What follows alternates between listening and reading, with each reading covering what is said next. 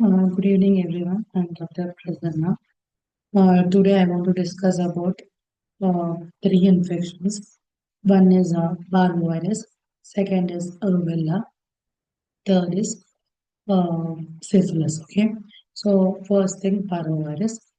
Mm, so we all know parvovirus is a DNA virus. The thing which we learn very happy in that PEP. P is smallpox, other is parvovirus, right? So, what is the only difference of parvoviruses? All these viruses are double-stranded, but parvovirus is a single-stranded DNA virus. So, those parvovirus infections are transmitted by respiratory droplet infections. Okay, so by means of respiratory droplet, these are transmitted. So, if a pregnant lady got parvovirus infection, there is a risk of vertical transmission. Okay, if I am pregnant and I get parvovirus, my incubation period will be 4 to 14 days. And then I'll get my transfer to the fetus. The parvovirus can get transferred to the fetus, but there is no such indication that if parvovirus infection is, then you should go for termination of pregnancy. There is nothing like that. You can continue. And if this particular lady with some sickle cell disease, then parvovirus infection can aggregate some things like there will be a plastic crisis. Okay, you know what is a plastic crisis, right? There can be decrease in total count, there can be decrease in RBC count, there can be decrease in platelet. These can be occurred. Okay, so this parvovirus infection is present in everywhere. Like it is present in case of household infection. It can be seen in case of school infection. So mostly household infection, like 50% there is chance, and 20 to 30% chance there is in school infection. So if a child got parvovirus infection, then they'll have a slab cheek appearance. We know that. So slab cheek appearance can be seen. Not only that, this child can have um, yeah, there is a very important condition as fetal reticulocytosis. If the fetal reticulocyte count is more than 20%, it's a very good prognostic sign. The fetus will recover very fast. Okay, if there is parvovirus infection, then we'll send that lady for a serial ultrasound for at least 12 weeks from the time of infection till 12 weeks.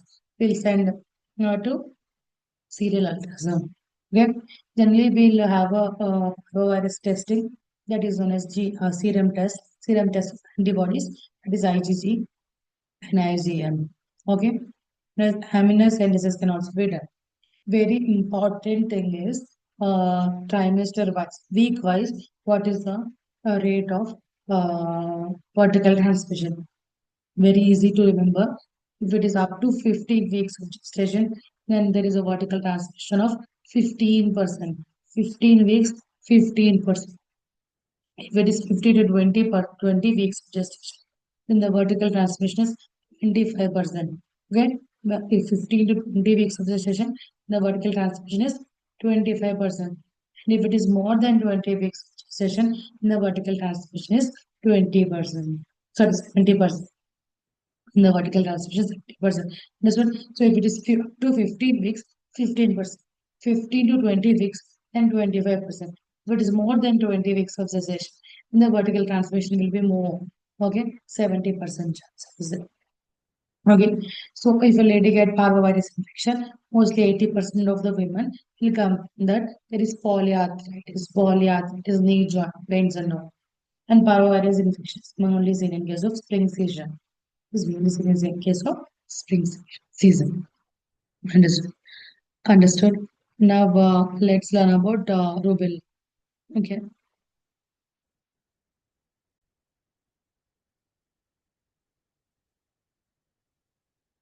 Okay. Uh,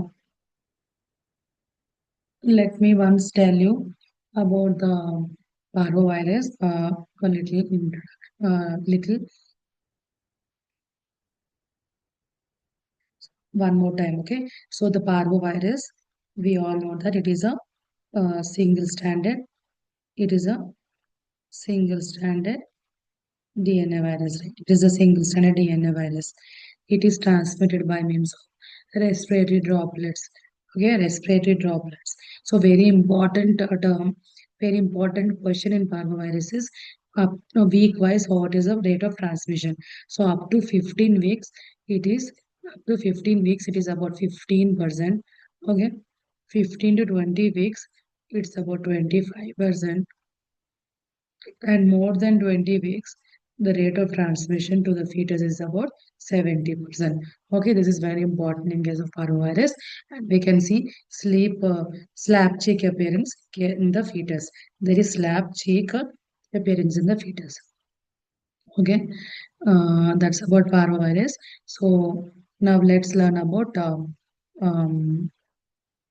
uh, rubella. Okay, so rubella.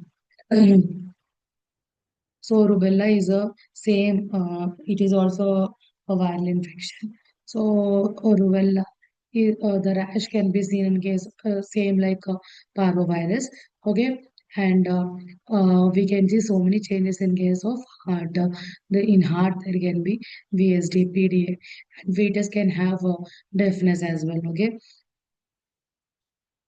rubella depends upon the infection. For example, if the infection is less than below 16 weeks, there is infection, then the uh, symptoms are substantial. That means pakka there will be effect to the fetus. So we should up to 16 weeks of pregnancy, if there is rubella infection to the mother, then we should advise termination of pregnancy. If there is infection at 16 to 20 weeks, then there is minimal risk of deafness, and after 20 weeks, the risk will be minimal. Okay, whereas in parvo it is reverse. You understood? If the parvo, if it is more than 20 weeks, the transmission rate is more than almost 70%. Whereas in rubella, more than 20 weeks means the risk is less. Okay, we know congenital rubella syndrome. In congenital rubella syndrome, you have deafness, you have heart. In heart, you have VSD, PDA. In eye, you have cataract, glaucoma, microphthalmia. In your head, you have microcephaly.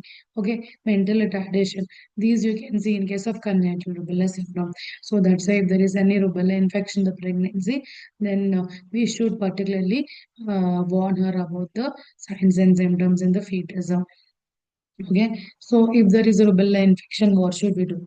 Okay, then obviously we'll see the weeks of suggestion, and accordingly we'll educate her about the termination of pregnancy if it is less than 16 weeks. If not, we'll go for serial ultrasound. Okay, we'll go for serial ultrasound. That's about rubella. Next, we'll learn about syphilis. Syphilis is caused by, it's not a bacteria, it is not a protozoite kind of mid version, that is Treponema pallidum. Okay, Treponema pallidum causes syphilis. So, generally, there will be an ulcer on the genital region. Generally, there will be a single ulcer. And if these ulcers swab we are taking, and with that swab, if we see under dark field microscope, then you can see the syphilis pallidum microorganism as hanging drop thing. Okay, but this is very outdated method. Nowadays, this the method is not being used. There are two methods will be used to detect syphilis. First, there is a detecting method. Next, you'll have a quantitative method. Okay, so first, normal sensitive detecting method is by means of EIA. EIA is enzyme what is that? Immunoassay. Enzyme immunoassay. Okay, so that is EIA. Other is CLIA. What is CLIA? CLIA is chemiluminescent immunoassay. Okay. Other tests are also there like TPPA and TPHA. TPA is Treponema pallidum hemagglutination test, TPHA, and other is TPA is Treponema pallidum agglutination test. These are all screening tests. If we do this screening test and if these are positive, then again we'll repeat the test. We won't say that it is syphilis, okay? But if the screening tests are positive, is EIA, CLIA, TPHA, TPA, if these antibody tests are positive, that is a screening test, then we'll again repeat the test at least after 3 months. Okay, if these tests are also positive, then you'll go for a quantitative test. Quantitative tests are VDRL. Generally, whatever we do in normally, directly we'll go for quantitative test. Okay, so that is VDRL test, or else also known as RBR test. If this is also also positive, it is pakka syphilis. Okay, that's about test. Okay. To see even this VDR RBR test is there. Na? If there is syphilis, then obviously we'll give benzene. And to see the response to treatment, we can also repeat again this VDR and RBR 3 monthly, 6 monthly, 12 monthly. So once we give the treatment, the a person will become negative to this test. Okay, it can take 3 months, it can be 6 months, it can be 12 months, whatever it may be, but these tests can be negative. Okay, so now we learn about two phenomena. One is proton phenomena, second is false positive test. Okay, first is proton phenomena. What is proton phenomena means? There are antibodies, there are antigens. The antibodies are this much amount of antibodies, this much amount of antibodies. They once you keep on antibodies on the antigen, na, they totally cover up the antigen without forming any clump. Okay, once the clump is formed, then the test is positive. But these antibodies are that much heavy that they'll neutralize all the antigen, but there is no clump formation. That is known as proton phenomenon. This proton phenomenon is seen in case of secondary syphilis where there is so many antibodies, or sometimes syphilis with co-infection with HIV also. The antibodies will be very high in them. So these high antibodies will not show any clump formation. Then you can see it is a negative test as a negative test is, but it's actually improperly that person is having syphilis, but the test will show that it is a negative test. It is false negative test. It is known as proton phenomena. So basic question in this is proton phenomena is seen in case of secondary syphilis or syphilis with infection with HIV. Okay. Next phenomena is false positive phenomena. What is false positive? There is no syphilis, but that if you do test, there will be positivity. If you do any RPR test or VDRL test, it will show positive because why it is showing positivity because of chronic disease or old age or same antibodies, similar antibodies. If it is sharing, then the positive antibodies will be showing positivity. Okay, not only that, in pregnancy, even tuberculosis, in leprosy, we can see positive VDRL test, even though she doesn't have syphilis, but it will show VDRL positive. That is known as false positive test. Okay, these two phenomena are very important in case of syphilis. Once I will let you know. Okay. So basic thing is there are two phenomena in syphilis. One is proton phenomenon.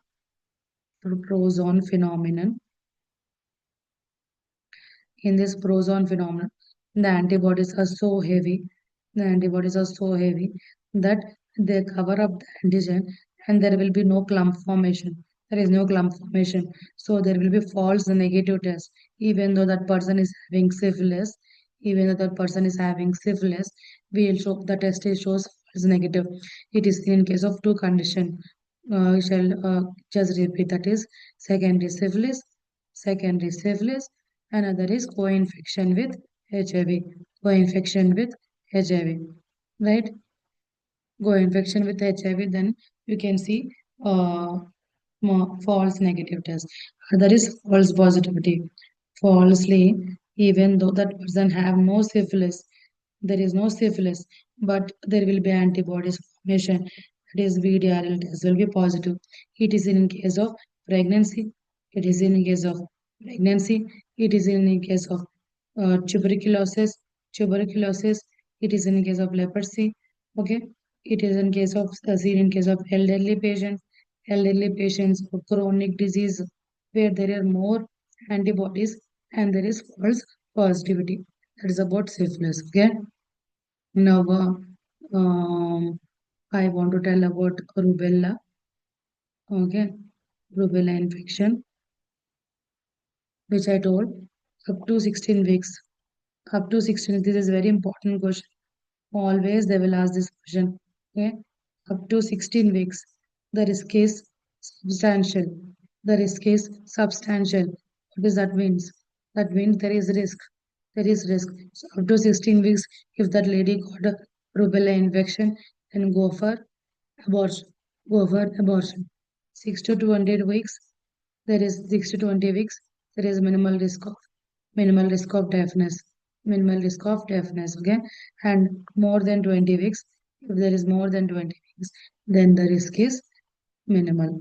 Okay, then the risk is minimal. You'll reassure her and send her out. That's about rubella. I hope these three infections are clear. Next, uh, I'll record on HIV and some small infections like Neisseria gonorrhea. Okay, and bacterial vaginosis. Okay, me too in the next video. Bye. If any doubt, just let me know. Thank you.